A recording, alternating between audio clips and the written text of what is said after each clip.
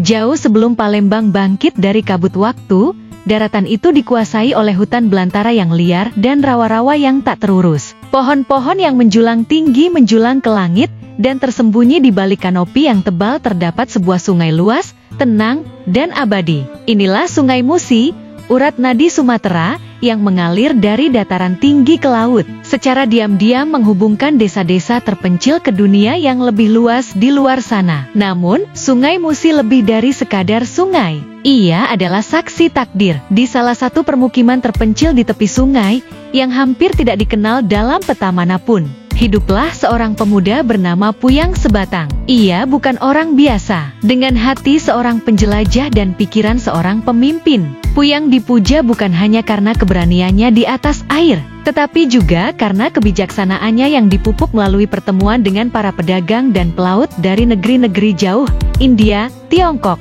dan Arab. Dari setiap perjalanan, Puyang membawa pulang lebih dari sekadar barang. Ia membawa pengetahuan, cara bercocok tanam di tanah yang subur, cara berdagang dengan adil, dan cara memimpin masyarakat menuju kehidupan yang lebih baik. Pada suatu hari mendung, langit diselimuti awan kelabu dan angin berbisik rahasia melalui alang-alang. Puyang Sebatang mengarahkan perahunya di sepanjang perairan Musi yang sudah dikenalnya. Namun di depan, sesuatu yang tidak biasa menarik perhatiannya. Segumpal lumpur besar mengambang tidak wajar melawan arus, berdenyut seolah hidup. Karena penasaran dan naluri, ia pun mendekat. Dengan tongkat panjang, ia menyenggol formasi aneh itu. Tiba-tiba, air di sekitarnya bergejolak hebat. Sebuah pusaran terbentuk di bawah permukaan, dan dari dalam kedalaman yang bergolak itu muncul makhluk mitos. Seekor naga berkilauan emas. Matanya kuno dan bijak. Sungai menjadi tenang ketika sang naga berbicara. Suaranya seperti guntur yang dilunakkan oleh waktu.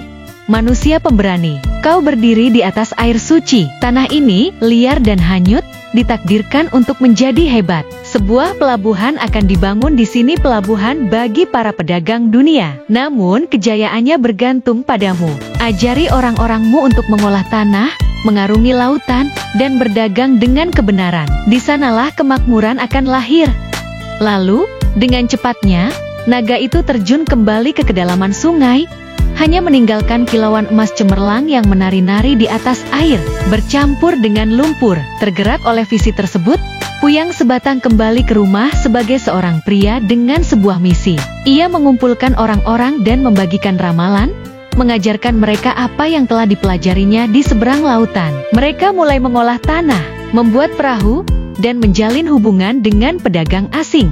Gumpalan lumpur yang tadinya mengapung perlahan-lahan mengeras menjadi tanah yang layak huni. Keluarga-keluarga membangun rumah di atasnya. Pasar-pasar bermunculan di sepanjang tepian sungai. Kapal-kapal dari jauh mulai berlabuh, membawa rempah-rempah, sutra, cerita dan harapan. Dan karena daratan baru ini muncul dari air, dari tanah yang pernah hanyut dan mengapung, maka orang-orang menyebutnya Palembang, dari Pa, yang berarti tempat, dan Lembang, yang berarti mengapung atau tenggelam. Maka lahirlah Palembang, sebuah kota yang dibentuk bukan oleh penaklukan, tetapi oleh kebijaksanaan, keberanian, dan visi. Legenda Puyang Sebatang dan Naga Emas bukan sekadar cerita. Ini adalah cerminan nilai-nilai yang bertahan lama, mengejar ilmu pengetahuan, kekuatan perdagangan yang jujur, dan kekuatan yang ditemukan dalam komunitas. Hingga kini, kisah itu terus hidup, terukir dalam identitas Palembang, dibisikkan melalui angin, dikenang oleh sungai,